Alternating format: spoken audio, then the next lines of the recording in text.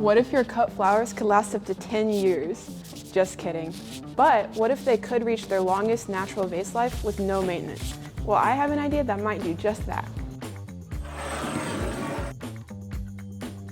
I'm Hannah. I'm working on a prototype of a flower vase that keeps your flowers fresh for longer with no maintenance. The reason that cut flowers die so quickly is the microbes that build up in the water form a biofilm on the bottom of the stem, the cut surface of the stem that blocks water intake into the flower. So dehydration is the main reason.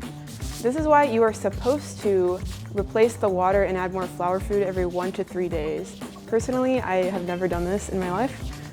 So if there could be a way to take out this maintenance, that'll be so amazing. So the idea that we're going to be testing out is sort of like a self-watering planter that uses a ceramic filter, but it would be the opposite. The ceramic filter would be at the bottom, and the water would be going through the filter, getting rid of those microbes, and then the clean water would be cycled back up into the vase. We're also considering a slow-release flower food element. That way you don't have to replenish the flower food every few days. It's pretty simple, but I think it will really enhance the longevity of your fresh cut flowers. We know that the flower industry is pretty big, and we know that everyone who buys cut flowers wants them to last as long as possible. So we're hoping this can do just that. So let us know in the comments, what does your typical flower maintenance look like? And what do you think? Is this a good idea?